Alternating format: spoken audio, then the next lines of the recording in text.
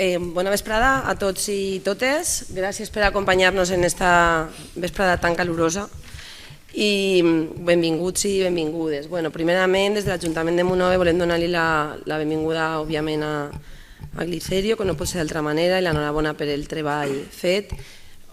Obri jo l'acte, després parlarà Alejandro, li passarem la paraula després a John Serrano i Glicerio serà, evidentment, el que conclourà l'acte.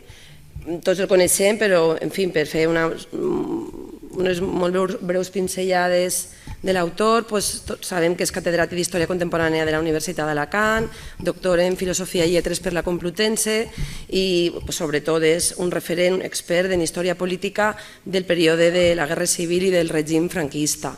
Ja són diverses les publicacions que ha portat a Monòver, per la qual cosa li estem molt agraïts.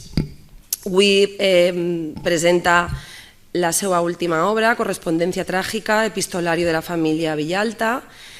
Com el seu propi nom indica, inclou la correspondència entre els membres de la família Villalta que van ser represaliats per la dictadura a finals de la guerra i se centra en les cartes emeses tant des de la presó com des de l'exili.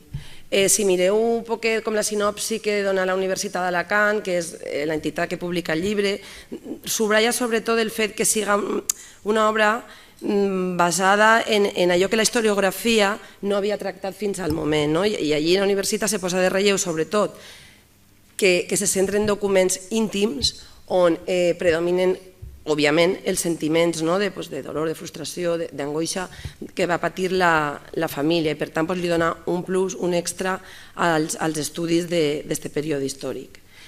Com us comentava, la Universitat d'Alacant és l'entitat que publica l'estudi i des de l'Ajuntament de Monòver ja fa 9 anys que vam signar un conveni amb la universitat per a tenir una aula universitària, perquè creiem que teníem l'obligació de contribuir a que el coneixement que se genera dins del campus, dins de les aules, per tots els experts, les diferents matèries que s'imparteixen allí, havien de circular fora dels àmbits més acadèmics. I un ajuntament, evidentment, tenia un paper ahí a fer. I en això estem, que les obres que se fan dins de la universitat arriben als nostres pobles i això ens aporten coneixement més enllà d'això, del que és una facultat. Considere també que aquest acte podria emmarcar-se dins del que venim fent des de ja fa bastant temps dins de la regidoria de memòria històrica i sempre reivindica el paper i la necessitat de tindre una regidoria que porti aquesta etiqueta, perquè jo crec que contràriament al que pareix que circula últimament, que és una època superada, que sempre estem amb el mateix, que no cal tornar i tornar sobre aquestes mateixes qüestions. Contràriament a això que pareix que últimament és Vox Populi, crec sincerament que és un període que encara continua sent desconegut per al públic profà en la matèria i d'ahir i de moltes altres coses, però una de les causes de que continuem veient que l'extrema dreta no desapareix, sinó que pareix que està en auge cada volta més. I esta setmana hi havia notícies a la premsa que ens alerta que entre els jóvens, una franja d'edat bastant jove, pareix que no cau de sorpresa o no els importaria viure en una dictadura, que no recolzen un munt d'avanços que se van aconseguir després de la mort del dictador i que evidentment eren els que ell defensava. En fi, en certa manera hi ha com un cert negacionisme que els autoritarismes, i més des de tall feixista, són absolutament inacceptables en una societat democràtica. I per tant nosaltres el que fem des de la institució que en aquest cas jo represente ara sí és treballar en la direcció contrària, en intentar que un dels pilars fonamentals sobre els quals se sustenta la nostra acció política siga precisament el contrari, defensar els drets humans, la importància de la democràcia i dins d'això protegir sobretot els més indefensos, els més febles. Ja entraria el feminisme, la protecció de la infantesa, els drets del col·lectiu LGTBQ+, que avui té el seu dia i un llarg etcètera. I acabe, ja li passaré la paraula a Alejandro, però venia pensant que ha coincidit que Glicerio presenta el llibre esta setmana, que és la mateixa en la qual hem anunciat, si heu vist en les xarxes, que Petrer, el d'Imunove, ens hem unit per al dia 10 de juliol presentar una moció al plenari de l'Ajuntament que previsiblement s'aprovarà, mitjançant la qual volem declarar el 16 de novembre Dia de la Memòria Democràtica en la comarca. Si tot va com ha d'anar, l'aprovarem. Si mireu els comentaris un poc en les xarxes socials, és un poc com dir, mare meva, aquests comentaris fa la gent com que és innecessària esta data. Precisament aquests comentaris per a mi demostren que és necessària. I és necessària perquè suposa posar en el calendari un dia, una celebració simbòlica, igual que pugui ser l'1 de maig o el 9 d'octubre, que és important que estigui ahí destacada perquè demostra en quins valors creiem. Per tant, vos convide, ja que vos tinc tots així, a que el dia 10 de juliol, si vos avellís, a partir de les 6 de la vesprada, vingueu al saló de plenaris, perquè allí presentarem aquesta moció en la qual, a banda de declarar el 16 de novembre el Dia de la Memòria, i és aquest dia perquè va ser el dia que va haver la tanda d'afusellaments més grans en la comarca, se van matar a moltíssimes persones al llarg de tota la repressió franquista, però aquest dia va ser el dia en el qual més persones van morir. En Imunove crec, si no recorde malament, que són 12. I a banda de declarar aquest dia el que vos he dit, també ens comprometem a ajudar als familiars que vulguin demanar la nul·litat dels judicis i fer gestions per a que se repare l'honor dels familiars, doncs acompanyar-los en aquest procés administratiu en la mesura de les nostres possibilitats. I bueno, un poquet amb això acabe i ara ja si passem a parlar del llibre, que és el que ens ocupa avui, comença Alejandro.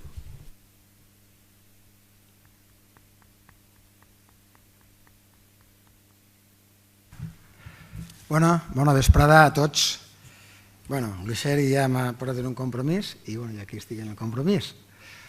Jo la veritat és que vull parlar més que res un poc de la contextualització històrica d'esta època. I és millor que Gliceri dediqui tot el seu temps a parlar del llibre. Inclouré alguna cosa, però també vull parlar del que és aquesta època històrica i sobretot del tema de la repressió. És un llibre d'història contemporània, evidentment. Per Escartes és posterior a la Guerra Civil, a l'època de la postguerra, de la duríssima postguerra que vam tenir, i ja quan el règim franquista ja dominava tot el territori espanyol. El règim franquista que comença l'1 d'octubre del 36, quan a Franco el nomenen generalíssim de tots els exèrcits i pràcticament aglutina tots els poders que pot tenir una persona en un moment donat. El seu germà va fer una jugada molt interessant, que és que en teoria ell anava a ser aquest generalíssim, aquesta persona que tenia tots els poders mentre durava la guerra, i per al que no hagi vist la pel·lícula mentre dura la guerra, li recomana que la vega perquè se pot veure perfectament com actuava el règim franquista en aquesta època, en aquest cas en Salamanca i en la persona de parlant Miguel de Unamuno. Aquest règim comença l'1 d'octubre del 36, en capital en Burgos, i jo no vaig a parlar de Gliceri perquè el coneixeu tot el món, jo no vaig a presentar-lo perquè tot el món el coneix i no fa falta que parle de tot el que ha fet, tot el que ha escrit de Imunove, dels monoveres i des monoveres i de la història d'Imunove. És veritat que ha utilitzat una col·lecció epistolar molt abundant de la família Villalta. És un font documental que, com en tots els fons documentals, han de sotmetre-se a un procés crític de verificació, perquè un historiador ha de veure si realment la documentació que està estudiant és vàlida o no és vàlida. Ell parlarà després de per què aquesta documentació és perfectament vàlida per a conèixer aquest període històric determinat.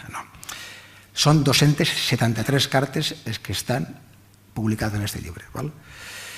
El treball és un excel·lent treball historiogràfic. Historiogràfic vull dir perquè hay que tenir en compte que aquest qualificatiu no és un llibre d'història, que a voltes llegim llibres d'història, que és el que ens agrada llegir tots, és un treball historiogràfic, és el treball d'un historiador, dècades treballant sobre el mateix, i que requereix una elaboració intel·lectual prèvia, que és el que fa Gliceri en aquest llibre. És un relat i que ens permet comprendre com va ser aquesta època.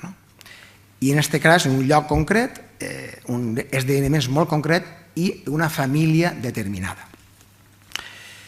És Curiós, vull dir una curiositat, com per exemple que les cartes estan totes escrites en castellà, però fiquen alguna cosa així en valencià. De fet, m'ha fet molta gràcia una de les cartes de Paco Villalta, quan està a hora, des que envia aquí, i parla de lo que menjava i tot això, i li diu, i de quan en quan me conviden a Alls, així que anem a fer-nos la allada, el que aquí diem la allà, no?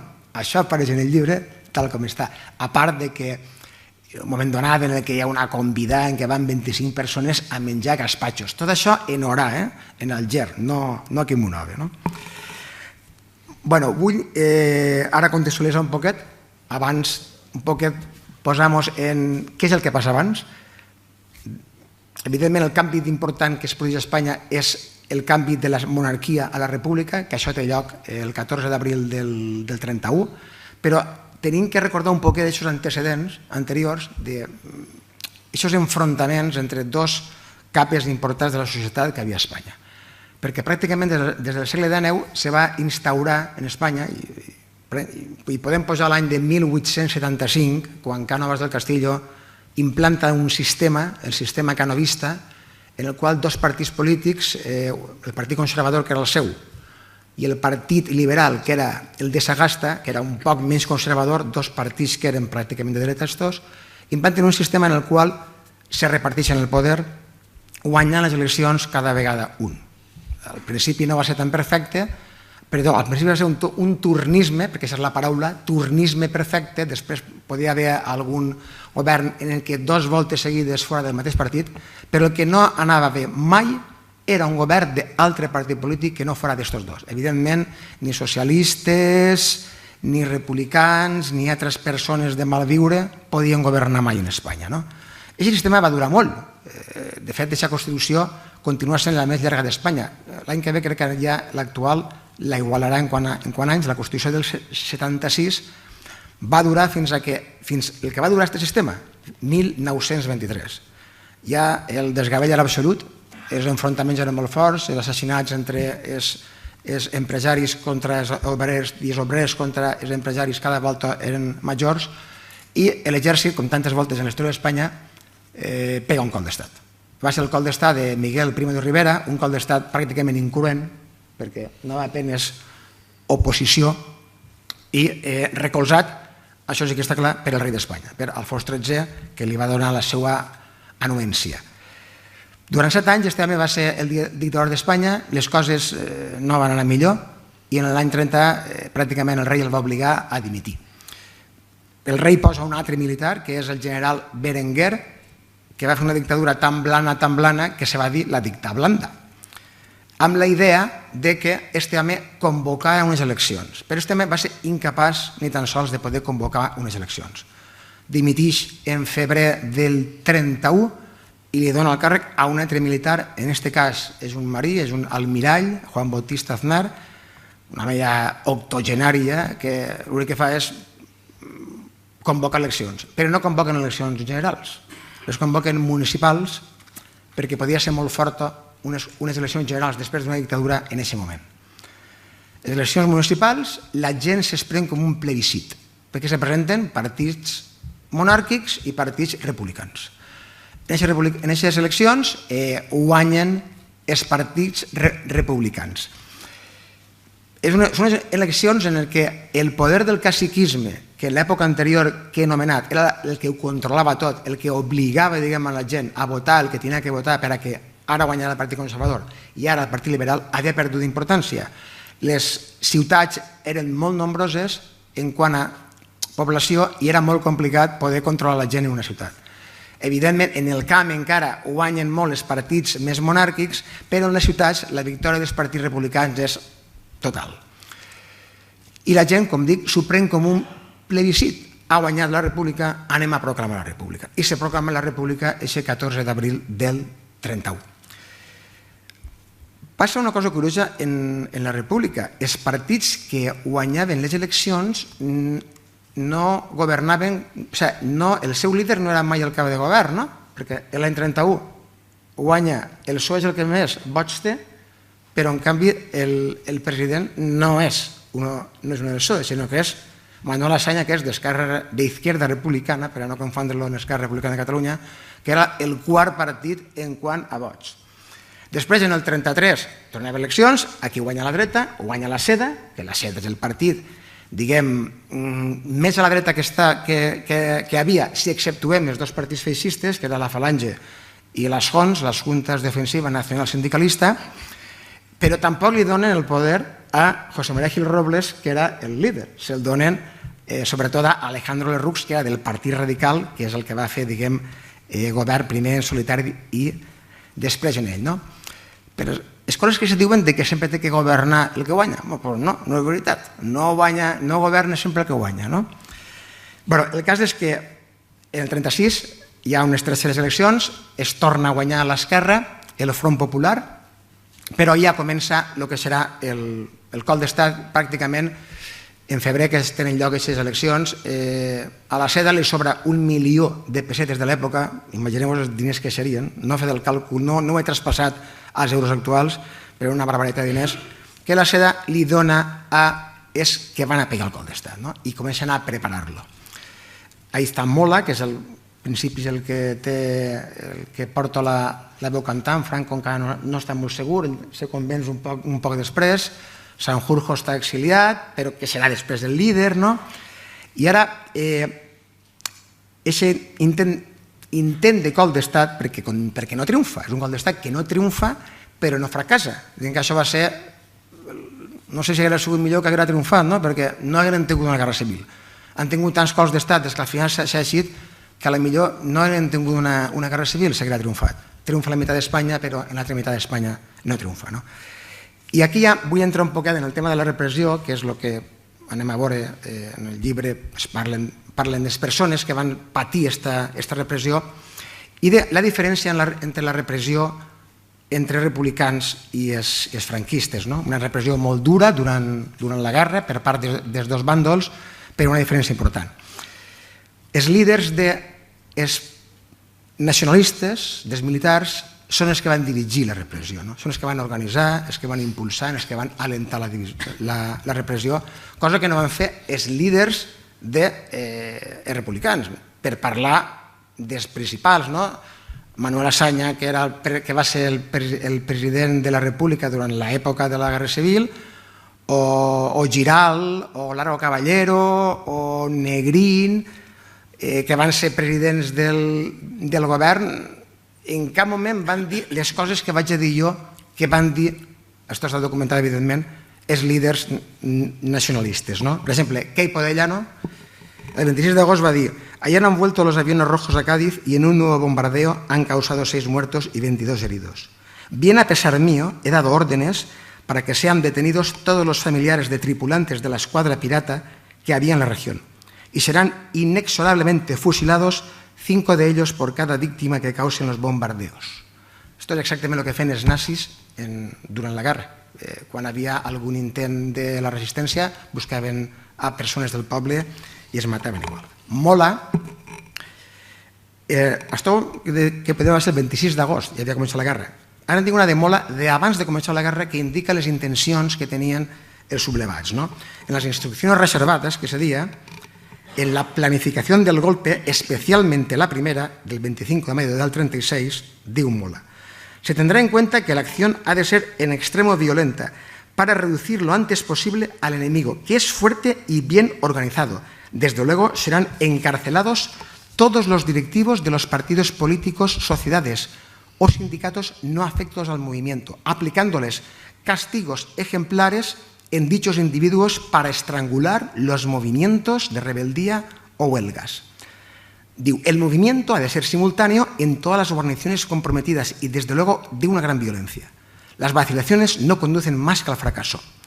I ja, quan va començar la guerra, al dia següent, els 2 dies, el 10 de juliol, diu: és necessari, dirigit als alcaldes de Navarra, perquè ell estava en Navarra, és necessari propagar una atmósfera una atmósfera de terror. Hay que extender la sensación de dominancia, eliminando sin escrúpulos ni vacilación a todo aquel que no piense como nosotros. tenemos que causar una gran impresión. Cualquiera que sea abierta o resueltamente defensor del Frente Popular debe ser fusilado. Yahweh, altre dels líders, a un corresponsal del New York Herald Tribune, per això la importància que els documents siguin verídics, John Thomson Whitaker, a la seva pregunta sobre la realitat de les execucions que va haver en Badajoz, va respondre d'esta forma: por supuesto que los matamos. ¿Suponía usted que iba a dejar a 4.000 rojos a mis espaldas teniendo mi columna que avanzar a marchas forzadas? ¿Y va a permitir que Badajoz volviese a ser rojo? I per últim, un article de Jay Allen, un periodista britànic, publicat en el New Chronicle, en Londres, el 29 de juliol del 36, poc dies després de començar la Guerra Civil, en una entrevista que li fa a Franco, y le diu: ahora que el golpe ha fracasado en sus objetivos, ¿por cuánto tiempo seguirá la matanza? Franco contestó tranquilamente: no habrá compromiso ni tregua, seguiré preparando mi avance hacia Madrid, avanzaré, gritó, tomaré la capital, salvaré España del marxismo cueste lo que cueste. Y le dijo el periodista: ¿eso significa que tendrá que matar a la mitad de España? El general Franco sacudió la cabeza con sonrisa escéptica y dijo: repito, cueste lo que cueste. Esta es la idea que tenían los líderes de la rebelión, que es lo que se traslada durant la guerra i en la postguerra. Quan acaba la Guerra Civil Espanyola, estem en un moment de la preguerra europea i Franco, ja quan comença la guerra, veu ja també els triomfs que tenen els nazis, que són els seus aliats, i s'enforteix. És important com se defineix aquesta repressió. Julio Aróstegui, un important historiador, diu que la repressió és un sistema, el sistema que utilitza el franquisme, una repressió institucionalitzada.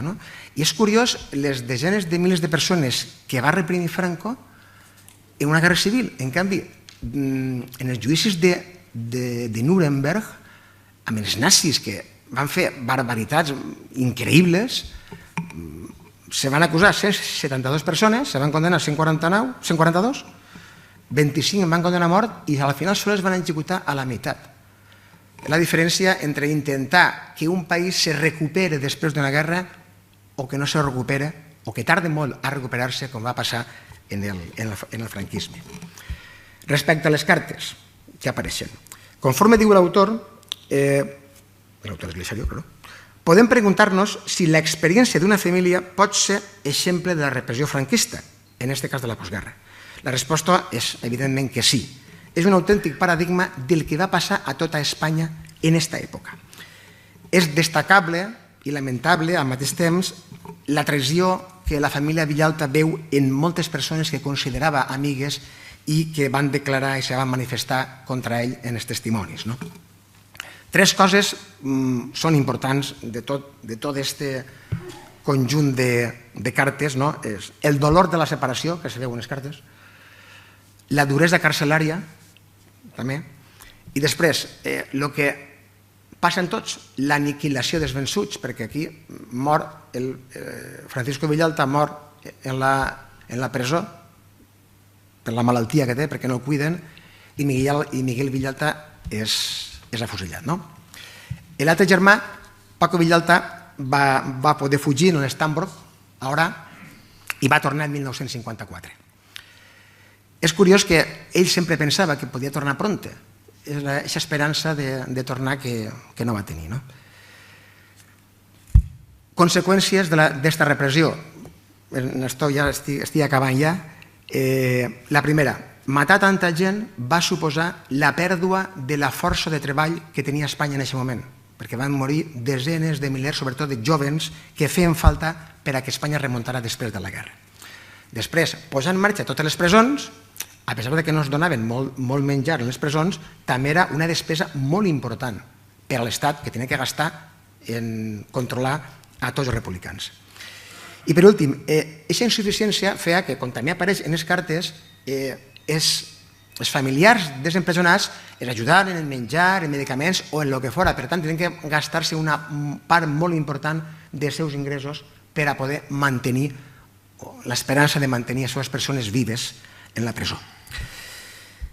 El massiu empresonament de republicans va ser una mala decisió econòmica, però també va ser una mala decisió política perquè va agreujar l'enorme badall que separava els espanyols amb repercussions que arriben fins a l'actualitat.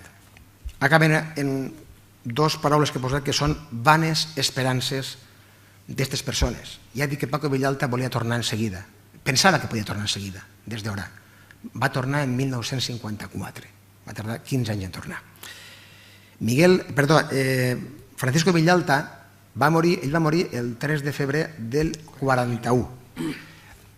Quan l'any 40 a Roosevelt el reelegeixen com a president dels Estats Units, ell pensa que això va produir un canvi important i ell té l'esperança. Ell diu això, ara que Roosevelt ha sigut reelegit, segurament això canviarà i m'alliberaran. Una altra vana esperança. I l'última vana esperança és la de Miguel, que en una carta del 16 del 3 del 42, ell va morir el 18 de desembre del 42, mostra optimisme sobre el resultat del judici i pensa que de l'únic que poden acusar-lo és de ser diputat. El que Miguel Villalta no sabia que és que per al franquisme els diputats del Front Popular eren criminals. I aquí acaba la meva exposició.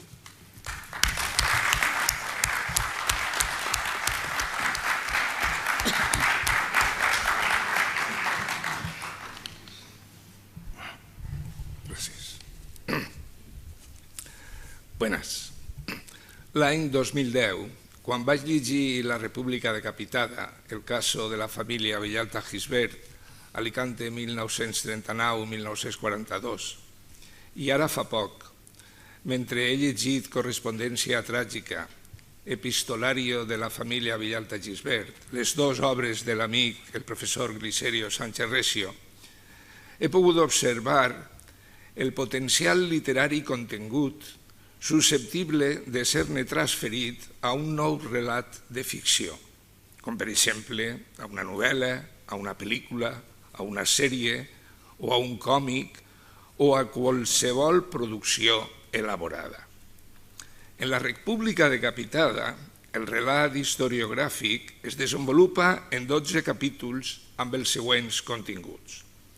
La trajectòria de la família Villalta Gisbert, la preparació professional i les inquietuds intel·lectuals de Miguel, l'exercici de la judicatura i de l'advocacia, l'actuació política, l'ideal socialista, la campanya electoral del 36, l'activitat parlamentària, la guerra civil, un altre capítol, on parla de la rebel·lió militar en Alacant i la detenció del general García Aldave, l'actuació de Villalta en l'exèrcit de l'aire i en el govern civil de Madrid, l'exercici de l'advocacia i l'actuació política en Alacant. Un altre capítol, el 6è, és l'evacuació frustrada en el port i el posterior refugi en Monòver. La detenció de Miguel i la reclusió en el reformatori d'adults d'Alacant, la repressió i l'estat franquista. Un altre capítol és la repressió contra la família Villalta Gisbert, la detenció i càrrecs contra don Francisco Villalta Nebleza, el compliment de la condena i la mort en la presó d'Alacant i la repressió contra la resta de la família. L'acusació, el Consell de Guerra contra Miguel Villalta, en la imatge del rojo perverso, la defensa preparada pel propi Miguel posant blanc sobre negre que li va aprofitar, el Consell de Guerra i l'execució. Durant la lectura del contingut citats, exposats amb excel·lència per l'historiador, hi havia detectat els següents elements literaris susceptibles de ser-ne transferits a un nou relat de ficció, com per exemple un argument on es conta la tragèdia viscuda del protagonista i l'onada expansiva de la repressió sobre la seva família durant els 3 últims anys de la seva vida. Una semblança biogràfica del protagonista, Miguel Villalta Gisbert, una essencial informació sobre els perfils humans del pare de Miguel, Francisco Villalta Nebleza, els de la mare i la tieta Camila i Maria Gisbert, és del germà Paco Villalta Gisbert, exiliat, i la seva esposa Elisa Sánchez Luz, el de l'esposa de Miguel, Aurora Pérez González, i el de la neboda, Elisín Villalta Sánchez. Tots ells agredits per la repressió com a conseqüència de l'activitat política de Miguel Villalta. Com també hi aporta informació sobre els perfils dels antagonistes, definits per les seues accions venjatives promogudes per l'odi i el desig d'extermini del contrari. Una sèrie d'escenes o seqüències, algunes d'elles paradigmàtiques de la Guerra Civil i de gran potencial narratiu, com per exemple la de la situació viscuda pels republicans derrotats en el port d'Alacant el 28 de març de 1939, entre els quals es trobava Miguel. El lugar de la tragedia frente al mar del que lo esperamos todo. Son paraules de Max Haupt en El laberinto mágico. Una altra escena o seqüència, o com vulgui dir-li, a desenvolupar, seria la del viatge clandestí del fugitiu buscant refugi fins a arribar a Monòver. L'odissea particular de Miguel Villalta seguint les vies del tren, amagant-se en llocs com per exemple la tàpia del cementeri de Monòver, seria la seva road movie. I de la presentació en casa de la tieta Maria, de nit, segurament sense moure soroll, i la del posterior pacte de silenci segellat per la tieta i el nebot. O la descripció del sistema de comunicació entre els pares i el fill a 300 metres de distància, sense poder-se abraçar, mitjançant la tieta abastadora, missatgera amb el seu cierre provisor durant 31 mesos d'ocultament.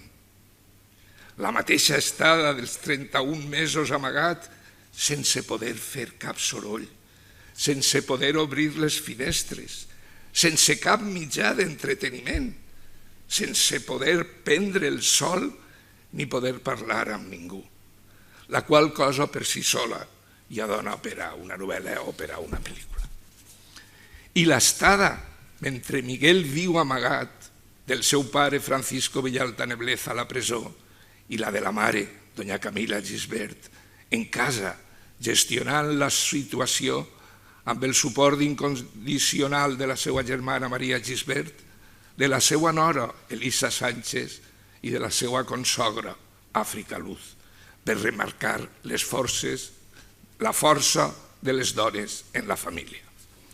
Una altra escena, la del descobriment i detenció de Miguel, la dels primers interrogatoris en la comandància de la Guàrdia Civil d'Alacant, la de l'ingrés en el reformatori d'adults, la del Consell de Guerra en el Saló d'Actes de l'Ajuntament d'Alacant, les de Miguel, els últims dies de la seva vida en la presó, la dels moviments de la família el dia anterior a l'execució de la sentència de mort en la ciutat d'Alacant i Sant Vicent del Raspeig, l'estada en capella, l'afusellament en Rabassa i el soterrar, presidit per les dones de la família en el cementeri d'Alacant el 19 de desembre de 1942. Totes elles, seqüències, més interiors que exteriors, però n'hi ha d'exteriors i d'interiors, d'una gran càrrega dramàtica, adequades per a l'elaboració d'un relat de ficció i dignes de ser-ne destacades per la seva contundència narrativa i emotiva. L'autor de ficció, o autors, també aquests treballs a voltes es solen fer en equip, l'autor de ficció, decidit a elaborar un relat de ficció a partir de les transferències d'una obra historiogràfica, ha de respectar les fonts documentals, ha de mantenir la versemblança dels personatges i de les situacions, ha de definir la veu que conta el relat, destacar les escenes més dramàtiques, completar informacions i, sobretot, redactar els diàlegs dels personatges en les escenes reelaborades, com ho van fer Shakespeare, Galdós, Almudena i altres més autors que han sabut reescriure la història mitjançant la ficció i la elaboració literària, ampliant així el públic lector. Les aportacions del llibre que estem presentant de la correspondència tràgica a la pel·lícula que m'he muntat, ja en aquella primera publicació de fa 15 anys tenim notícia de les cartes de la família Villalta Gisbert i del seu valor documental al servei de l'argumentació del treball. Però en aquella ocasió les cartes ni estaven completes i no eren les protagonistes de la publicació, estaven al servei i donant suport a la publicació. Però ara sí que són les protagonistes. Les 269 o 270, no sé què dir, les quasi 300 cartes editades conformen un relat propi, amb un estil diferent i molt particular i molt íntim com és l'epistolar. Conformen un relat íntim, familiar, també de la Guerra Civil, protagonitzat per doña Camila Gisbert i la seva família. Però, seguint amb l'argumentació de la pel·lícula, les quasi 300 cartes ara publicades aporten informacions que milloren i amplien el desenvolupament de l'argument inicial. És a dir, en les cartes s'amplia la informació sobre la personalitat i la repressió contra el cap de família, don Francisco Villalta Nebleza, l'empresonament, el consell de guerra, la condena i la mort per malaltia en la presó, tot això s'amplia, com el temps de l'acció del relat, que abans eren 3 anys, però ara passa dels 3 als 15, o sigui que el relat es pot ampliar. Sobre els llocs, els marcs on ocorren les accions, la presència d'Orà s'accentua, la d'Alacant i la de Sant Vicent del Raspeig, al costat de la de Monòver. La pensió on s'hostatja la tieta, el tramvia, les portes de la presó de les casernes de Benalúa i de Rabassa. Els temes tractats també es veuen ampliats considerablement. La subsistència en la postguerra, fora i dins de la presó, la relació, els valors, la conducta familiar, l'amistat, els sentiments i l'enyorança, el dolor de la separació, la impotència i la duresa de l'exili. S'amplia la informació sobre la repressió contra la resta de la família, Paco, Elisa, Aurora i els seus fills, José, Maria Eugènia i Aurora, de les seues reaccions i comportaments en la tragèdia, ajudant a perfilar les seues semblances. I sobre els antagonistes motivadors de l'odi contra Miguel també s'amplia la informació perquè les cartes i els documents se publiquen sencers. S'hi afegeix informació sobre els treballs dels familiars dels presoners i sobre les condicions de vida en la presó, la seva duresa, la solidaritat entre els presos, les activitats manuals, algunes tan poètiques com fabricar anells a partir de fitxes d'escacs. I també de la vida en el poble s'aporta informació sobre les festes, el temps i altres curiositats.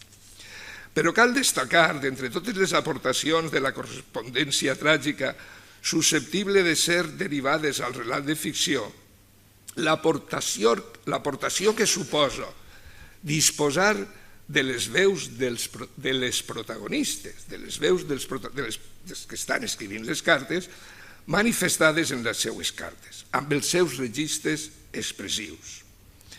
La qual cosa equival a una transferència important de cara a la construcció dels personatges del drama i a la redacció dels seus diàlegs en les escenes reelaborades.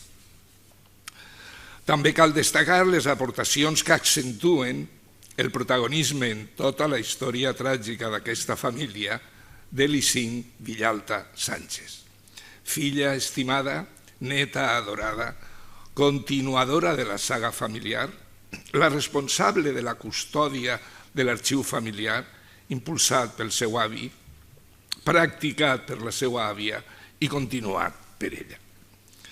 Les diverses referències, ho veureu, en les cartes de la correspondència tràgica a la custòdia de les mateixes pondera la importància que li donava la família Villalta a la tràgica situació per la que estaven passant i el deure que tenien de preservar com documents valuosos els testimonis escrits de la tragèdia, mentre arribava el moment de poder-la contar, esperançats.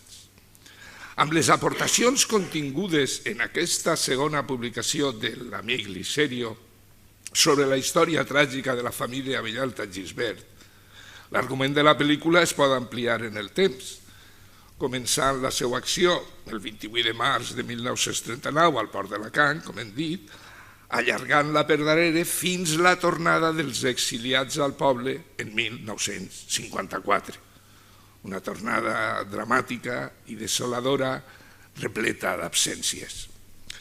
Sense obviar que durant els 31 mesos que Miguel viu amagat de casa de la tieta Maria, disposa de temps suficient per a rememorar aspectes del seu passat, els quals es podrien incloure en el guió com a flashbacks, donant la possibilitat d'allargar també la pel·lícula per davant.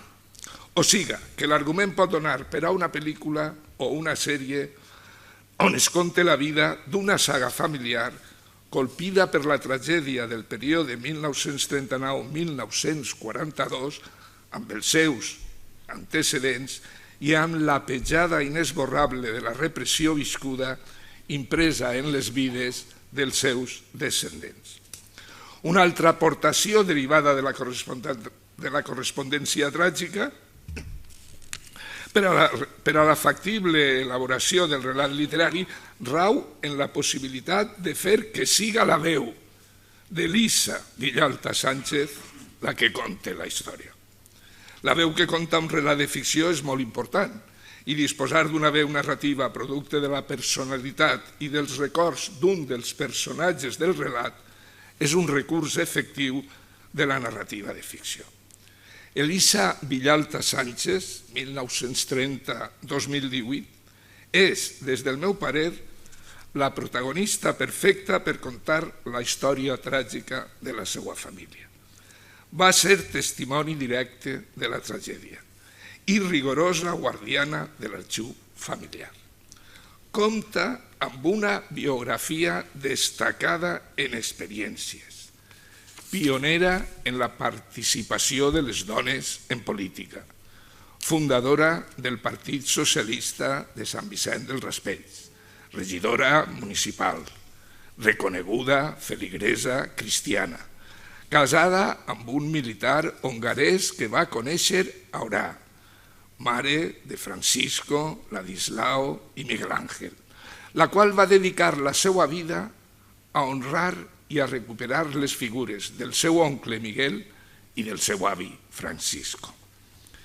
Ella va guardar celosa els papers i els records de la seva família, gràcies als quals Liserio, en l'any 2009, va poder completar situacions del seu relat, corregir errors, donar-li veu als silencis, desvetllar experiències desconegudes, aportar imatges de la família i dels llocs on van estar, va poder situar Miguel Villalta en el seu marc familiar i exposar la repressió viscuda per tota la família a causa de l'activitat política i la persecució per la que estaven passant, i aquella esperança dipositada en la conservació de les cartes fins a arribar el moment de poder-les divulgar, s'ha fet realitat en aquestes dues publicacions citades gràcies al paper de Doña Elisa i a la comunió amb Liserio.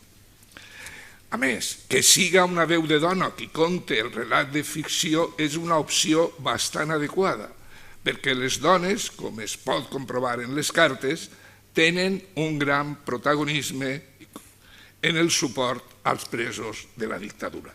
I van ser elles les que més van bregar per atendre'ls en la seva situació. El protagonisme de l'Icín posant la seva veu al relat permet allargar el temps de la pel·lícula fins a l'any 2009, quan es confessa en Liserio i posa a la seva disposició tot l'arxiu familiar, missió complida, o fins al 25 d'agost de 2018, el dia en què va morir.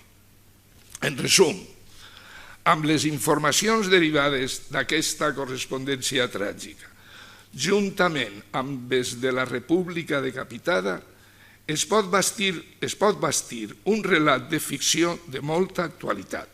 Una pel·lícula, com he dit, una sèrie, una novel·la, un còmic, és a dir, un relat de ficció sobre la guerra civil, el qual, per fidelitat, hauria de complir unes certes condicions. Hauria d'estar basat en la documentació, hauria d'exposar la denúncia, hauria de concloure el diagnòstic, afavorir la compensació, promoure el canvi, donar suport al dol i restituir les víctimes de la repressió. I per acabar, exposaré un exemple de rabiosa actualitat d'un relat de ficció sobre la guerra civil elaborat a partir d'informacions historiogràfiques, seguint les condicions citades. Em refereix a la producció teatral del Centro Dramático Nacional 1936, dirigida per Andrés Lima, que actualment està en gira. Es tracta d'una visió polièdrica i coral de la Guerra Civil Espanyola, una creació col·lectiva firmada per 4 dramaturgs, amb una durada de 4 hores, amb descans, i amb un repartiment coral. En un text de la promoció de l'espectacle, Andrés Lima diu: «Con este espectáculo, nuestra intención es ofrecer una visión contemporánea de la Guerra Civil española. Contar la historia como últimamente sabemos que fue, y no como se ha contado. Los historiadores sí que han venido ofreciendo recientemente un concepto más contemporáneo de nuestra guerra civil. Lo que ocurre es que, desgraciadamente, aún no ha trascendido a la sociedad civil. Ese interés de trascendir la història a la societat civil és el que ha mogut les meves reflexions sobre la pel·lícula imaginada titulada La història tràgica de la família Villalta Gisbert, a partir de les transferències de la República decapitada i la correspondència tràgica, les dos de l'amic Glicerio Sánchez Recio. Moltes gràcies per l'atenció.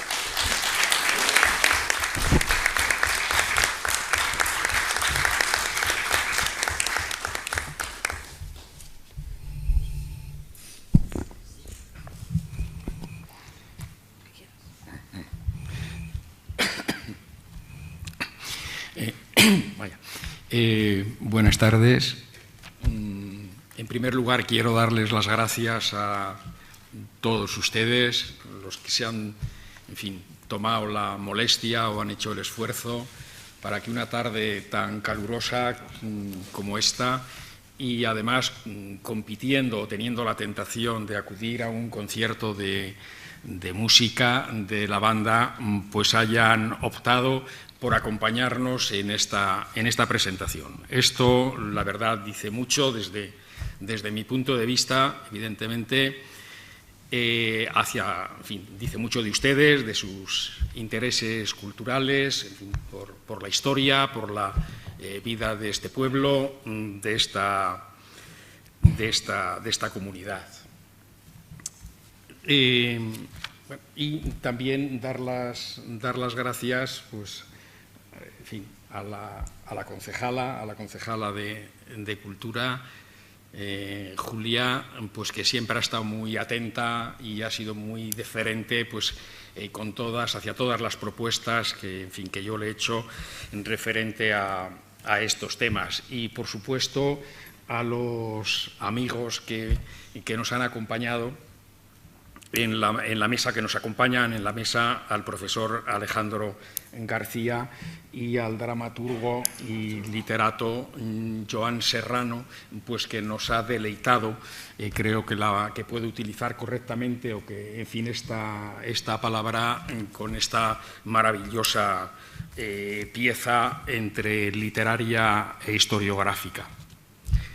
Quiero saludar también muy especialmente a Miguel Ángel Siller Villalta, hijo de Elisín, la señora pues que está detrás de estas cartas, ya muy citada, que ha venido, bueno, pues en representación, podríamos decir, de la familia, de los tres hermanos, porque sus raíces también están muy metidas, son, en fin, son muy profundas en este pueblo, y porque, bueno, pues hablando de los custodios y de los mantenedores de la tradición y de la documentación familiar, pues él es el que ha recogido el testigo de su madre en fin, y es el encargado, por así decirlo, del mantenimiento de este importantísimo fondo documental. Está sentado aquí en la primera mesa y yo le he pedido pues que diga algo, en fin, en este momento, pues que ayude a contextualizar mejor no solo el libro, sino la historia, la experiencia de esta familia, y después ya pues continúo yo hablando un poco más del libro. Entonces, en fin, Miguel Ángel tiene la palabra. Bueno, me voy a poner aquí así, veis todos y veo yo también a todos. En primer lugar, quiero darte las gracias a todos porque yo creo que una de las experiencias más profundas y más esenciales de la persona es la experiencia del amor. Y esto se vive en familia, se aprende en la familia. Y cuando yo escucho cómo habláis de mi madre, de mis tíos, de mi abuelo, de mi abuela, con ese cariño, y no solamente ese cariño, sino también con esa seguridad cierta de datos, de que no es una cosa solamente afectiva y sentimental. Pues entiendo a mi hermano mayor, que ha declinado la invitación, pero dice que no podía venir porque se iba a emocionar. Y es el mayor. Y bueno, yo también estoy emocionado cuando oigo hablar de mi madre, pero sé disimular un poquito más. Entonces, pues muchísimas gracias por ese recuerdo, ese cariño que tenéis a la familia. Y he estado escuchando atentamente y coincido mucho con lo que habéis dicho, ¿no? de que esa experiencia fundamental que es el amor se aprende en la familia. Una familia que sobre todo ha sido una familia unida.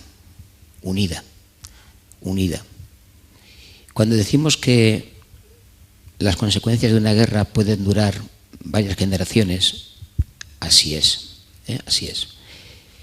Pero no solamente las consecuencias de una guerra, también lo que puedes aprender de ello. Y eso sí que dura más de varias generaciones, debe de durar siempre. No podemos olvidar, no digo las consecuencias de la guerra, sino lo que hemos aprendido, lo que debemos aprender de eso.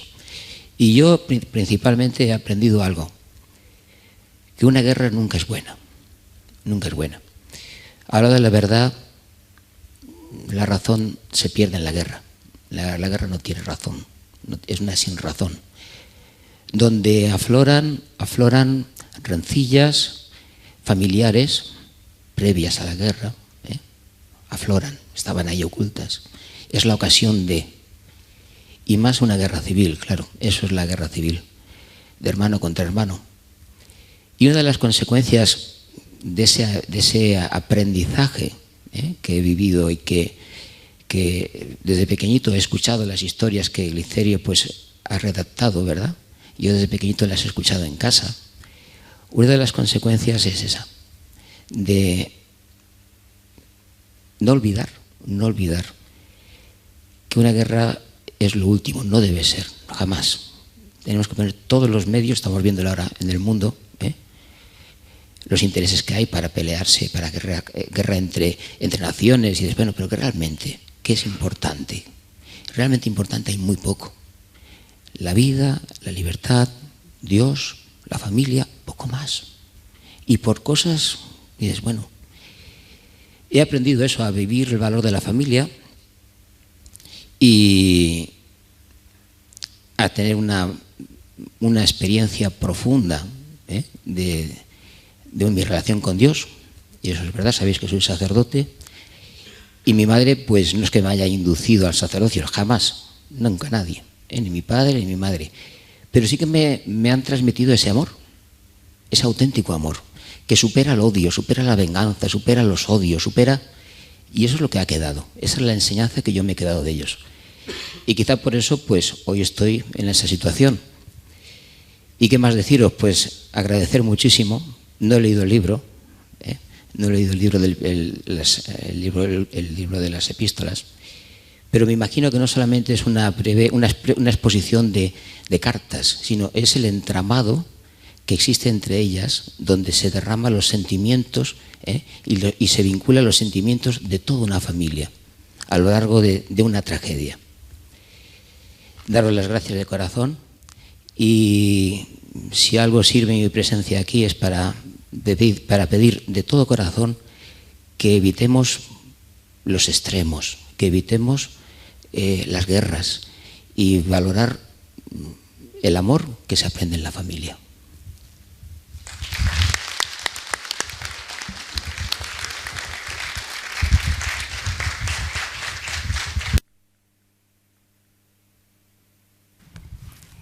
Bueno, pues continuamos después de esta intervención de Miguel Ángel Siller Villalta. La verdad es que no sé cómo empezar, porque después ya de lo dicho, pues estoy así como un poco bloqueado, ¿no? Entonces voy a ser un poco cartesiano, y decir primero, segundo, tercero, porque así, pues, en fin, espero que la claridad vaya apareciendo. Yo creo que en primer lugar debo de decir, bueno, ¿por qué escribí yo este libro? ¿Por qué me metí en esta nueva, por decirlo así, aventura historiográfica? Bueno, pues hay, fundamentalmente, ¿no? Hay dos razones. Una que es estrictamente profesional, ¿no? Y otra que es más personal, otra razón que es más personal. La estrictamente profesional. Los que nos dedicamos a este tipo de cosas, bueno, yo en concreto pues he dedicado muchas horas a trabajar pues, sobre el tema de las repercusiones, de las consecuencias de la guerra civil y concretamente sobre la cuestión de la represión, pues nos movemos con bastante seguridad, de una manera cómoda, cuando tenemos delante o cuando tratamos de analizar, digamos, hechos objetivos, ¿no? Que hablar de objetividad en la historia pues también lleva lo suyo, pero en fin, vamos a quedarnos, si les parece, con el significado más sencillo de la objetividad. Es decir, nos movemos con los documentos, trabajamos con los documentos, que efectivamente hay que someterlos a análisis, a crítica, etcétera, a todas las pruebas de autenticidad y demás, ¿no? Pero tenemos, en fin, estos documentos nos informan de algo objetivo, ¿no? Pues de una detención, de una acusación, de un juicio, de una condena, de una ejecución, etcétera, ¿no? Y ahí, hasta ahí, bueno, por así decirlo, lo tenemos bastante fácil, nos resulta fácil trabajarlo, ¿no? Pero el problema es cuando intentamos ir un poco más allá, es decir, porque estamos hablando de personas que sufren, que sienten, que tienen miedo, que están sujetos a muchas limitaciones, a muchos controles, que sufren estados de presión, etcétera, ¿no? Y los historiadores ahí no nos movemos con ningún tipo de seguridad, es decir, no tenemos medios para documentar los sentimientos y sobre todo si son sentimientos tan íntimos como los que se supone que surgen en este tipo de situaciones, vamos a llamar, extremas. Entonces, claro, cuando apareció o cuando Elisa Villalta, Elisín, pues me facilitó el contacto con este fondo documental, pues yo ahí entendí, o sea, lo primero que se me ocurrió pensar ante aquello fue, aquí esto sí que son, además, documentos, podríamos decir incluso documentos objetivos, porque no olvidemos que son cartas, la mayor parte de ellas intrafamiliares, es decir, en estas cartas no hay ninguna intención, no hay segundas intenciones de crear, de montar o de explicar nada. Es decir, no tratamos, o a través de estas cartas, cuando estas cartas se escriben, no se trata de construir una historia, no. Se trata de comunicar los sentimientos que está pasando o que está sintiendo esa familia en unas circunstancias concretas. De ahí que, desde mi punto de vista, tenía delante, pues, el mejor instrumento para documentar esos sentimientos, ¿no? De ahí que en la contraportada del libro, pues, lo indicara, es decir, esta documentación permite hacer una historia que la historiografía convencional, es decir, la anterior, la que trabaja sobre documentos, etcétera, no había tratado. Es una historia, por así decirlo, nueva. Es decir, no es que sea yo el primer historiador que se mete o que se encuentra o que trabaja este tipo de documentos, no. Pero sí, puedo decir, bueno, uno de los primeros, o si quieren, uno de tantos, que además ha tenido la suerte de encontrarse con una serie tan abundante, tan numerosa de cartas, de documentos, porque esto no es lo habitual. Es decir, de muchos que pasaron por la prisión, que fueron ejecutados, etcétera, dejaron cartas, pero un conjunto de cartas, de casi 300 cartas, esto es, y todas dentro pertenecientes a una familia, esto no es algo habitual. Esto más hay que considerarlo dentro de la excepción. Bueno, esta es, por lo tanto, la razón profesional. Y después hay una razón personal. Y esa razón personal es que esta era una deuda que tenía contraída con el ISIN. El ISIN, en el momento en que nos pusimos a trabajar en el 2009, recuerdo que era el mes de febrero de 2009, yo acababa de leer el sumario, estaba muy impresionado y a través, pues, de los contactos y de la relación que mi mujer, M. Velando, había tenido con la familia, pues, en fin, nos pusimos en contacto con ella, nos invitó a su casa, etcétera. Eso empezó, repito, pues en el mes de febrero del 2009, creo que era el fin de semana de Carnaval, porque yo estaba muy impresionado por lo que había visto en casa de Elisín, y cuando volvimos a Alicante, ella vivía en San Vicente, cuando volvimos a Alicante pues nos encontramos con el Parque de Canalejas a tope y tal, pues porque era la fiesta del Carnaval, y entonces yo de nuevo volví a la realidad. La verdad es que de estas cartas yo había dado ya noticia, por así decirlo, y las había utilizado muy por encima en la República decapitada, ¿no? Pero eso consideraba que no era suficiente. Una cosa es que estuvieran allí las cartas y otra cosa era lo que las cartas y el encargo de Elisa pues me había hecho, que las cartas se publiquen. Ella pues se había preocupado mucho por mantener este fondo documental, pero siempre tuvo esa actitud generosa, vamos a decirlo así, ¿no? Es decir, que el sufrimiento de mi familia no se quede solo en la familia, el conocimiento debe de trascender.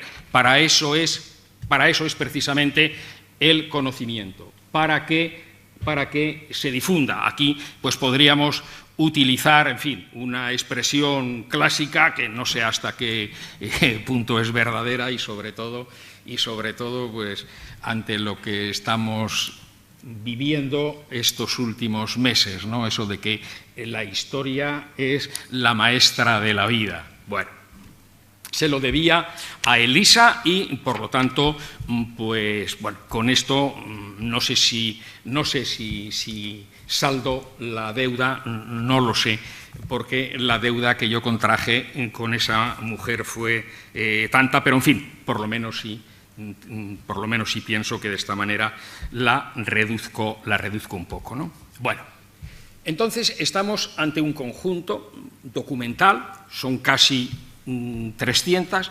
El número de cartas, incluidas cartas y tarjetas y demás, yo creo que supera las 300, pero bueno, porque hay algunas cartas, sobre todo las de don Francisco, las del doctor Villalta Nebleza, el bisabuelo de Miguel Ángel, algunas las descarté no por falta de interés, sino porque eran muy reiterativas, ¿no? Entonces, pues bueno, entonces hay algunas de las que prescindí, pero precisamente por eso, ¿no? Por la reiteración, no porque, en fin, no porque con ello pues haya dejado algo, digamos, fuera del tintero o no haya dado noticias de ellas. Entonces son 300 cartas, bueno, más o menos.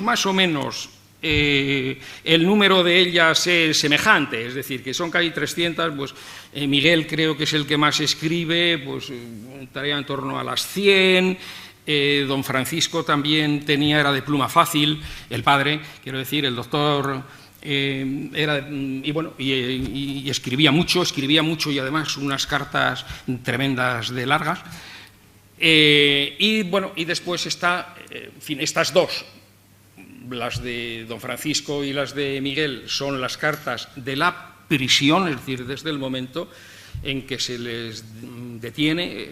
Don Francisco estuvo un tiempo, unos meses en Monóvar, en la cárcel de Monóvar, y se comunicaba con la familia pues, a través de pequeñas notas. Todas estas están recogidas, o muchas de ellas están recogidas, que se intercambiaban pues, bueno, pues con los cacharros de la comida que le llevaban diariamente a la prisión. Y después ya las cartas propiamente, pues ya, en fin, son las que escribe cuando lo trasladan a la prisión de Alicante, al conservatorio de adultos, para ser juzgado y después cumplir la condena, ¿no? Bueno, son las cartas, entonces, fundamentalmente, pero fundamentalmente son las cartas que escribe a su mujer, a doña Camila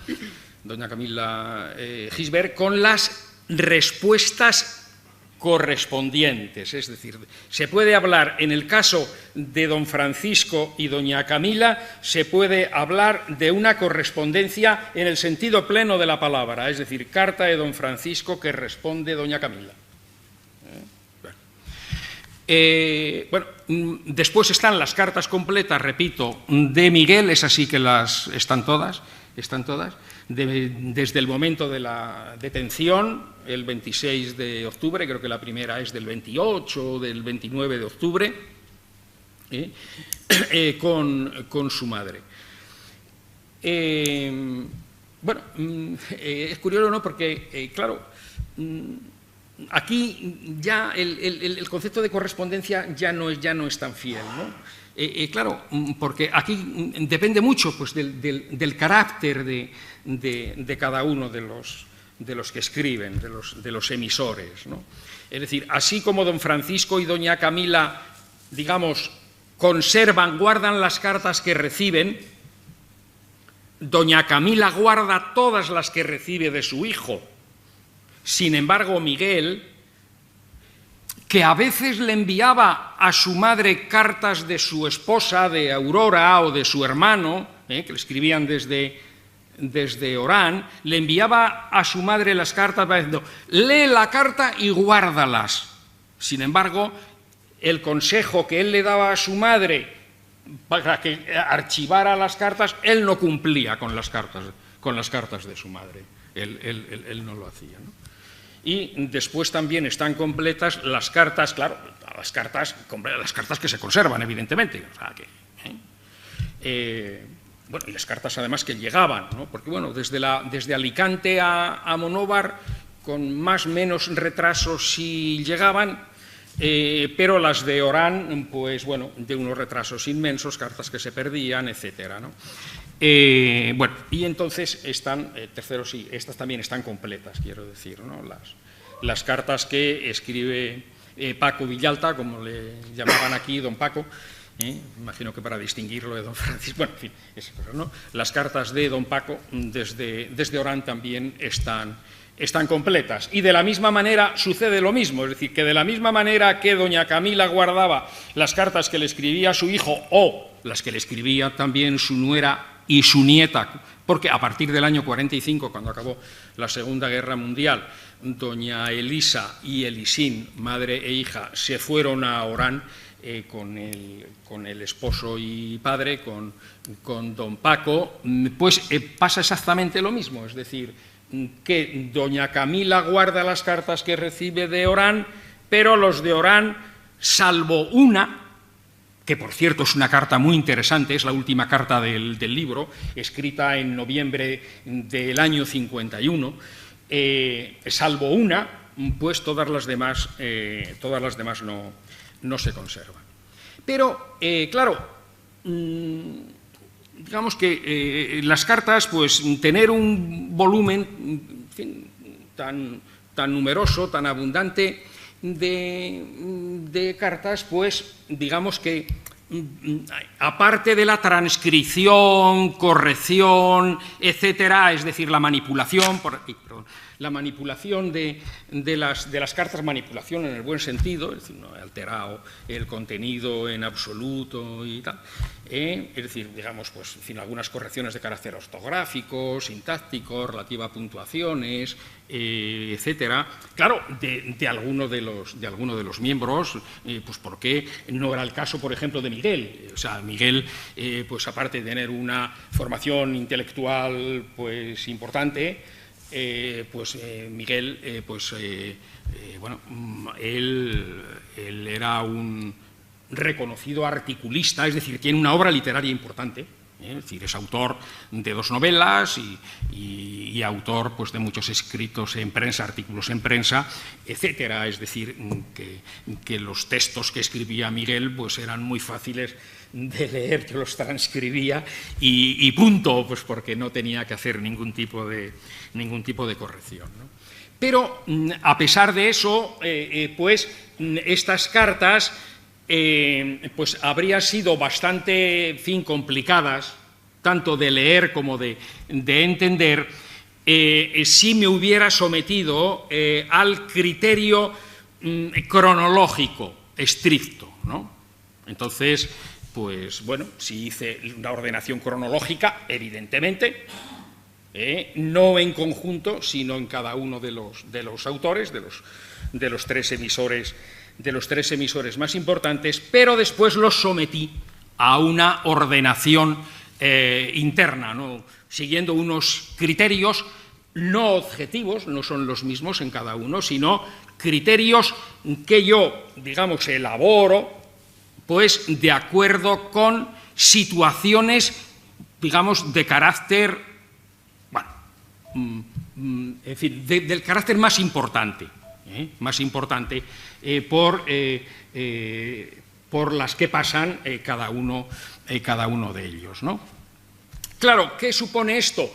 Pues que puede haber algún solapamiento entre las fechas, es decir, que ahí he sacrificado, si quieren, el orden cronológico a la prioridad de carácter argumentativo.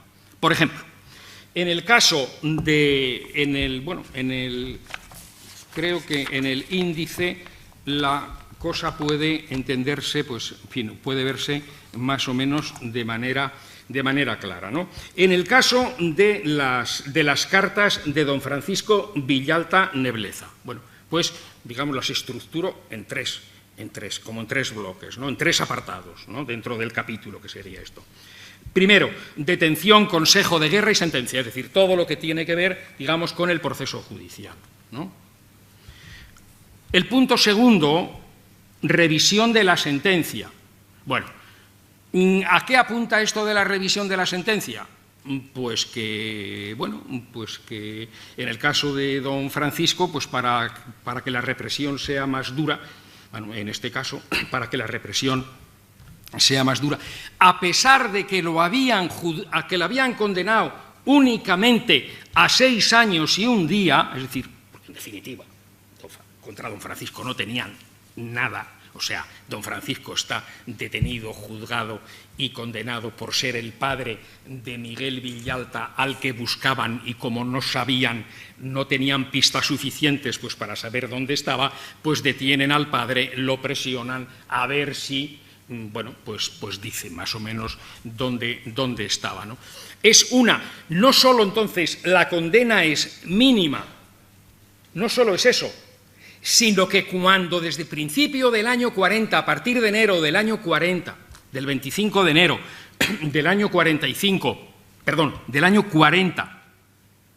empiezan a, por así decirlo, relajarse las medidas carcelarias para dar salida a los presos, ya que mantener a ese 500.000 de presos relacionados con la guerra que hay en las cárceles era un coste inasumible, a pesar de que los presos estuvieran en las cárceles totalmente abandonados, es decir, se relajan, por así decirlo, las medidas carcelarias, y lo primero que hacen es dejar en libertad automáticamente a todos los condenados a menos de 6 años, ese día, 6 años y 1 día de don Francisco, será el gran paredón que utilicen para impedir que salga.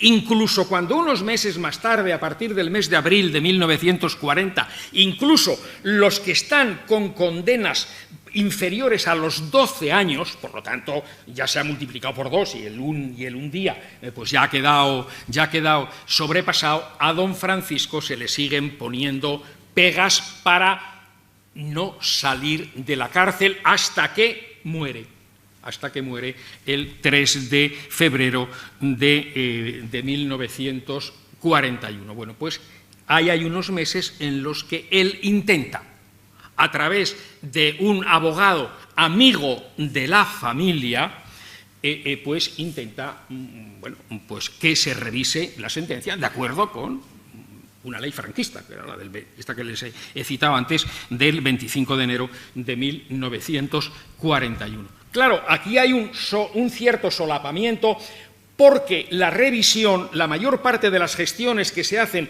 para la revisión de la sentencia, pues ya coinciden con el punto tercero, que es el de la enfermedad y muerte entonces hay este pequeño desajuste, ¿no?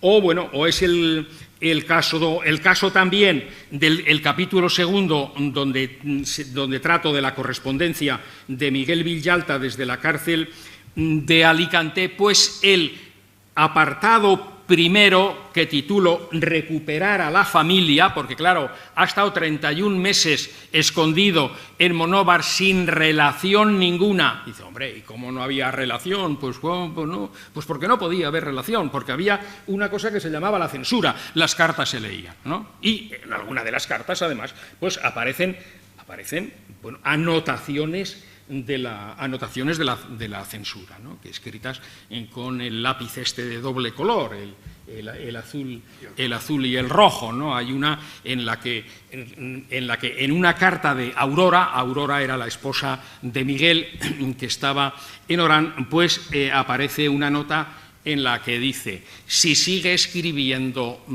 tanto, pues no las entregaremos o las tal, ¿no? Es decir, que efectivamente. Y claro, esto es una cosa, en fin, muy, bueno, iba a decir graciosa, dentro de la tragedia que esto suponía, ¿no? En el mes de marzo del año 40, del 10, que es cuando trasladan a don Francisco desde la cárcel de Monóvar a la cárcel de Alicante, cuando él llega allí, en fin, y conoce tal, y le explican los vericuetos y cómo relacionarse con el exterior y todo lo demás, hay unas cartas, pues por por ahí, pues de finales de marzo, primeros de abril de 1940, en que él le insiste a su mujer, Camila, ¿cómo entregar las cartas? ¿Las entregas abiertas o cerradas? ¿Sabes si ahí las censuran o tal? Y como hay censura, mucho cuidado con lo que dices. No se te ocurra... Bueno, es decir, bueno, pues claro, recuperar a la familia, pues también digamos que hay alguna fecha que se solapa con el punto segundo que trata de preparar la defensa. Es decir, Miguel era juez, por otra parte, él profesionalmente era juez. Entonces, pues en el momento en que lo detienen, pues él sabe todo lo que le espera y cómo tiene que trabajar para preparar la defensa y demás. Es decir, él empieza inmediatamente a pedir certificaciones, testimonios a favor de gente, etcétera, ¿no? Pues por lo mismo hay al fin algún solapamiento, ¿no? De estos. Y después también, bueno, pues aparte de esto, en el capítulo tercero, en la correspondencia de Paco Villalta desde el exilio de Orán, el capítulo primero, perdón, el apartado primero, pues lo he titulado Las cartas ocultas. Esto de las cartas ocultas, bueno, pues es una, en fin, es un... Bueno, pues es un dato, e incluso, bueno, es un conjunto de cartas, son 17 cartas, que la familia no tenía noticias de ellas, es decir, el ISIN no las conocía, porque estas cartas aparecieron cosidas en el sumario y eran cartas recibidas de Orán a través de personas conocidas, amigas de la familia, que estaban en Orán no como refugiados políticos, o sea, refugiados de guerra, sino de la gente que anteriormente pues emigraba a Orán, eran bueno, parte de este tipo de migración pues se llamaba migración de golondrina, de temporada, es decir, era gente pues que estaba aquí, que tenía trabajo pues en verano o en invierno, y cuando no tenía trabajo aquí pues se marchaba a Orán pues para trabajar en lo que saliera, ¿no? En el cavado de las viñas o en la construcción o en lo que fuera. Y algunos de estos se establecían allí. Entonces, es decir, había gente que no eran refugiados de posguerra, que eran gente conocida de la familia y los utilizaban como mediadores, ¿no? Es decir, las cartas que escribía Paco no iban dirigidas a su madre, sino a un familiar de alguna persona conocida, de confianza, etcétera, que había en Orán. Y entonces estas cartas las tenía, cartas ocultas por lo tanto, las tenía doña Camila, y el día de la detención de Miguel, en octubre, el 26 de octubre, hicieron una requisa en la casa de la familia, las encontraron y las cosieron al sumario, de manera que la familia no las tenía. Ahora, evidentemente, las tiene, pues porque yo en su momento pues, tuve la suerte de poder acceder al sumario y copiarlas, etcétera, ¿no? Eso también es lo que quería decir y tal, ¿no? Entonces, bueno, pues el libro, en fin, la segunda parte del libro, voy a terminar de hacerlo, en fin, porque ya... Entonces, el libro, digamos, está planteado, estructurado en dos partes. La segunda parte es la reproducción de las cartas, la edición de las cartas, siguiendo estos criterios de los que les he hablado. Y la primera parte, que es bueno, el 20% más o menos del texto, unas 100 páginas, pues es el estudio introductorio que hago a las cartas, ¿no? Bueno, pues sobre todo es la contextualización Es decir, es algo, en fin, parecido a como lo ha hecho, aunque él ha hecho un planteamiento mucho más amplio, el profesor Alejandro García. Yo me centro estrictamente en lo que es la contextualización de las cartas, es decir, desde el final de la guerra, hasta, bueno, son los años 40 y hasta los primeros 50, ¿no? Hasta los primeros 50.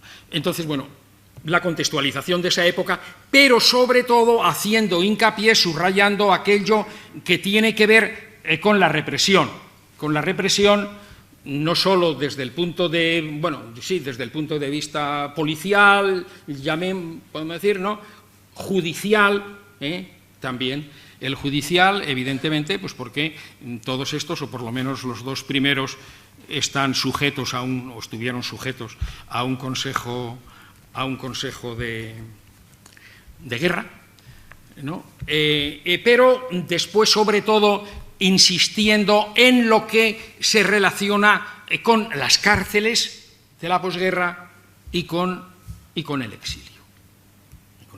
¿No? Entonces, pero digamos que esta sería la primera parte de esta contextualización, y después hay una segunda parte que es un poco darle la vuelta al argumento, es decir, contextualizar la época y la situación para entender las cartas, sería esto, y la segunda es utilizar las cartas para contextualizar la época, para proyectar conocimiento sobre la época. En fin, esta es la primera parte, ¿no? La primera parte de este estudio introductorio.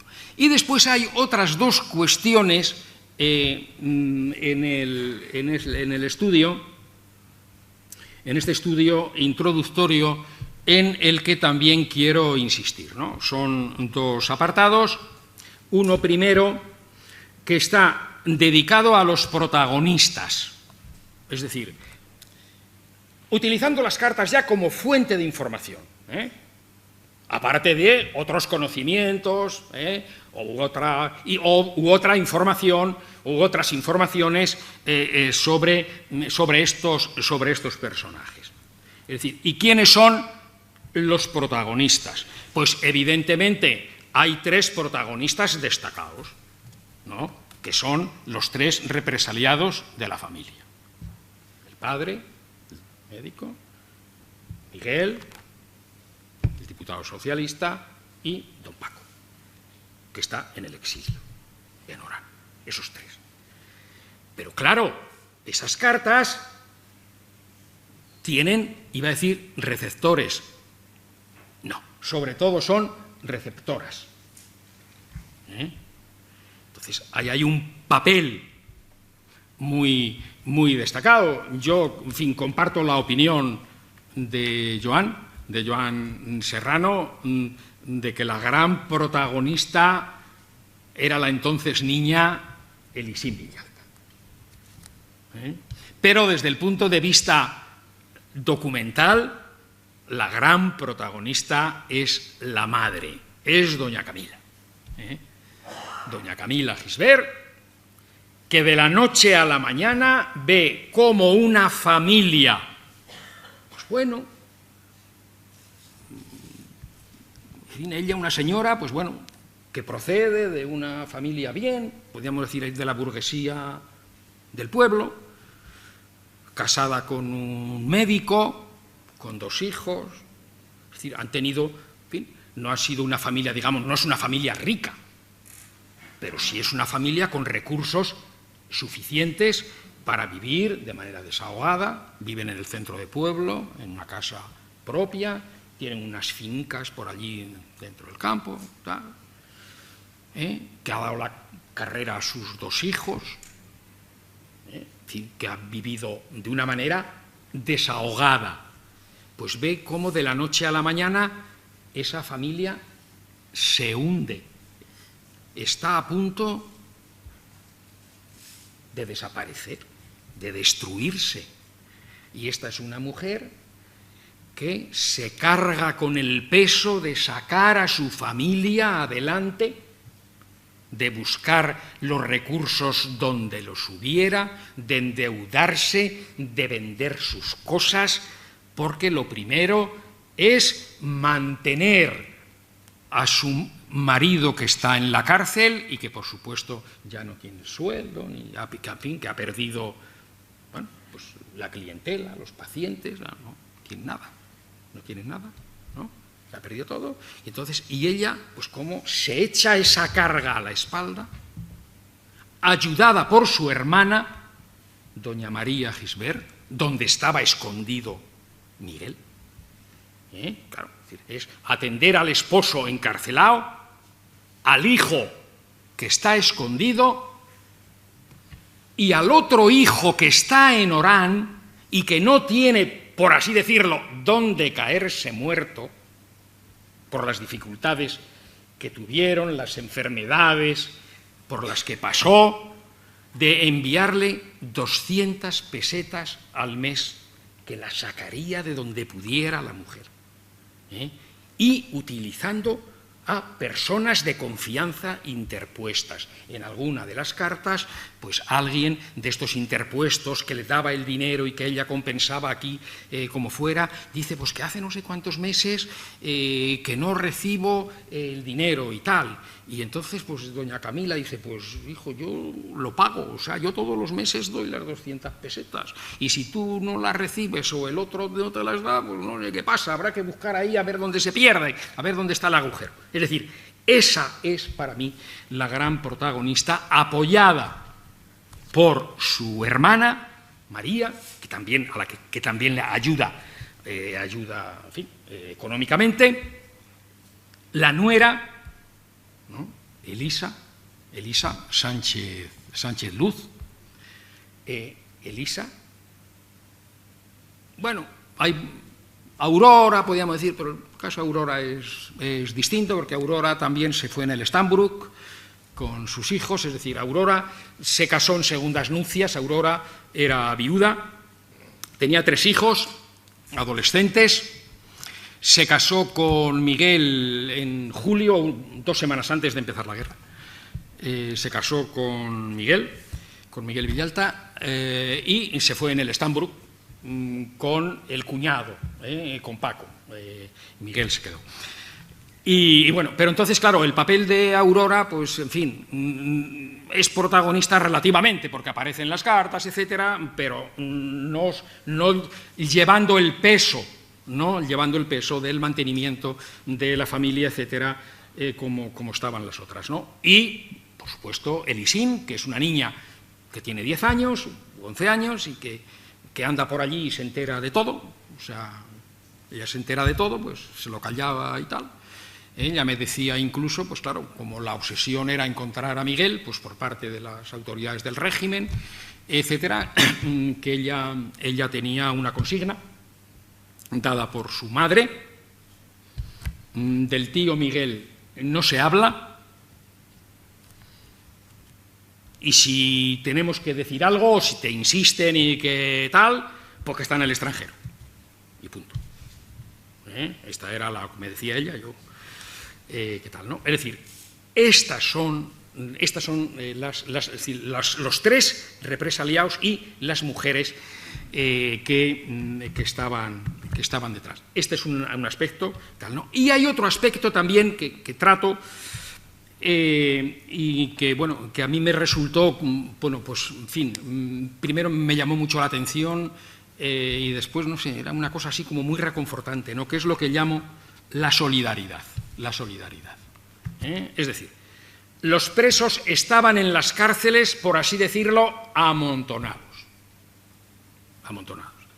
De ellos no se cuidaba nadie. Bueno, estaba en un rancho y tal, en fin, mantenimiento.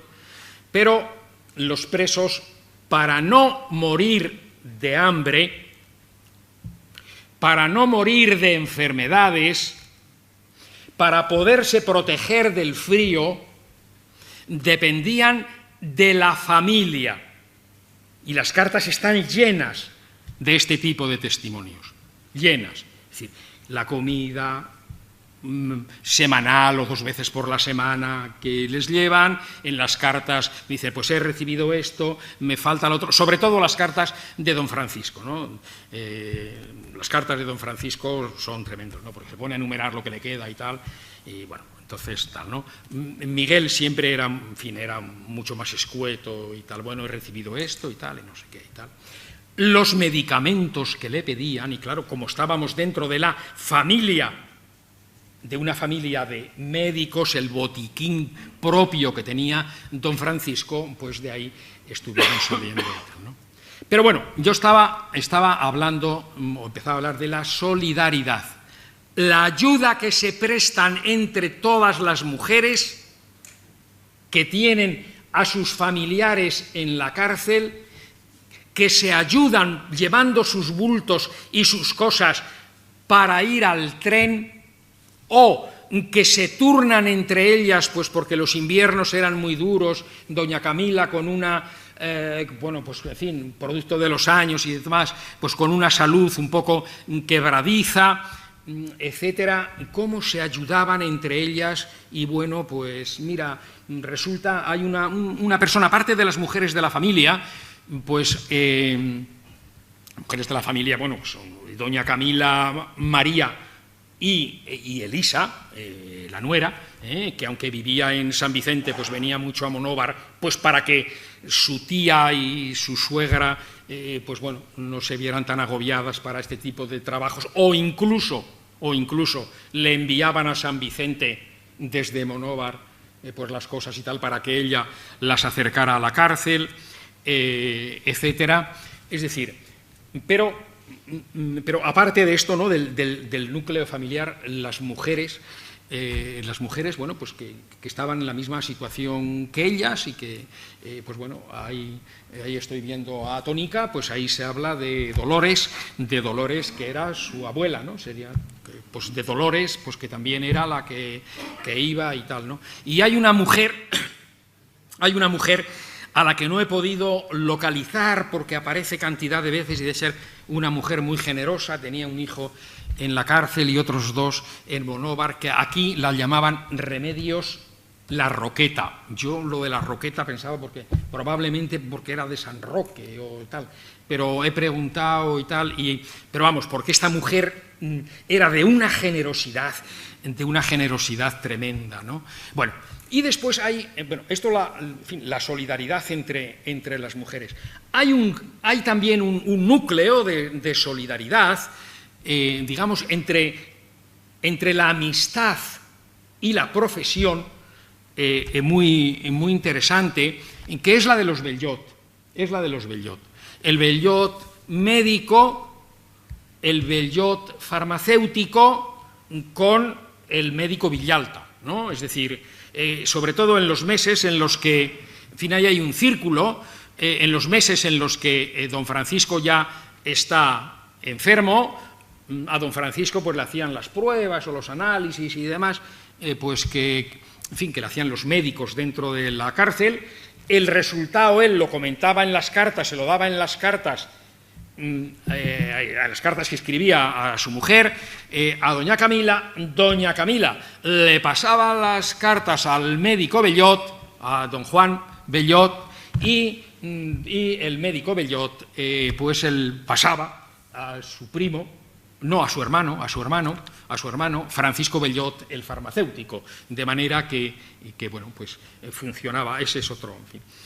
Y después también hay otro núcleo de solidaridad también muy interesante en Orán, ¿no? Don Paco, pues tanto con los compañeros, pues de pensión, de casa y demás, bueno, pues que eran exiliados, ¿no? Exiliados de guerra como él, pero allí entraron en contacto con gente establecida en Orán, que procedían bien de Monóvar o bien de San Vicente, es decir, que tenían por lo tanto más medios que ellos, y que bueno, pues que en fin se ayudaban, y sobre todo por los domingos por la tarde, o comían los domingos y por la tarde pues hacían sus tertulias, pues para hacer un poco más llevadero. Y en ese contexto es en el que el profesor Alejandro García situaba esto de la aljada, ¿no? De la aljada que nos hemos metido y no sé cuántos, y los platos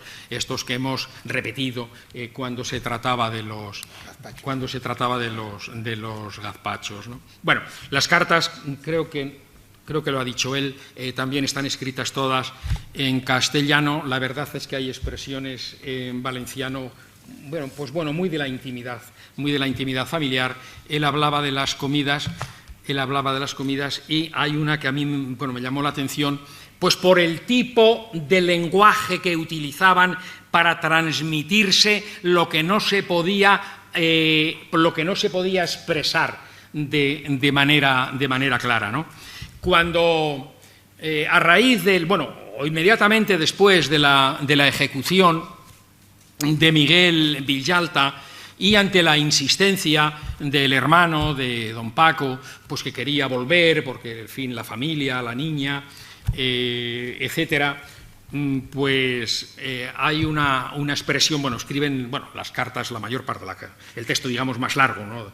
Pues lo escribía la madre, en doña Camila, y la hermana, doña María, pues siempre pues escribía un parrafito y tal, pues, en fin, para decirle algo a su sobrino, ¿no? Que al parecer era el preferido. Doña María era la madrina de Miguel, pero parece ser que el sobrino más querido de los dos, el preferido, era don Paco, ¿no?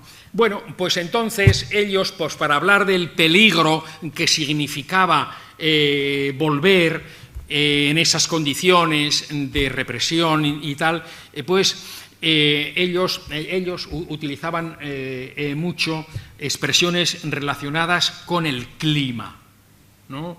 El clima de aquí es muy peligroso, la salud de tu hermano se ha torcido, es decir, estaba ejecutado ya, la salud de tu hermano se ha torcido y tal, ¿no? Si, como dices, ahí el clima es tan bueno, tu hijo quietet, hasta que la tía te diga cuándo puedes venir. Quietet. Pues expresiones de estas cariñosas de la familia, ¿no? Por lo demás, pues en las cartas, pues porque hay, en fin, muchos datos de carácter histórico, datos referentes a personas, referentes a comidas, a frutas, etcétera. En notas a pie de página, pues he documentado todo aquello que he podido, ¿no? Si eran pues acontecimientos históricos era más fácil, pues si era referente a personas, pues en las que podía identificar, pues lo ponía, y las que no, pues sencillamente pues no decía nada, pues porque no quería meter la pata, ¿no? Y por lo que tiene que ver pues con las plantas y las comidas y todo esto, pues he contado con la ayuda del gran amigo Joan Serrano, pues que aparte de su erudición y su bien y su buen hacer, pues es un gran conocedor de todo este tipo de cosas que tienen que ver con el arte de la cocina. Y esto es lo que, en fin, se me ocurre contarles del libro, ¿no?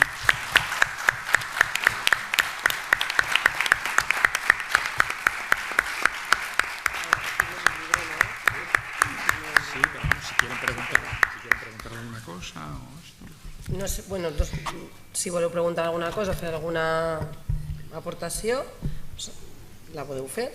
I si no, també el Lucerio estarà així ja tancant l'acte perquè si vos aveis vos arrimeu a dir alguna cosa a ell i vos signa el llibre també en cas que vulgueu. Se m'ha oblidat d'agrair al començament la presència de la llibreria Antígona que fa possible que puguem adquirir ara el llibre així, així que moltes gràcies per acompanyar-nos, i de part de l'Ajuntament també agrair de tot cor la presència de la família Villalta perquè li posa la part més humana i més visible a totes aquestes coses que pareix que no han passat si no li obres les cares a la gent. Així que no he pogut estar l'hora en l'alcalde perquè estava lliurant uns trofeus en un altre lloc, però m'ha dit que de la seva part que vos agraïsca que hàgiu fet l'esforç de vindre al poble.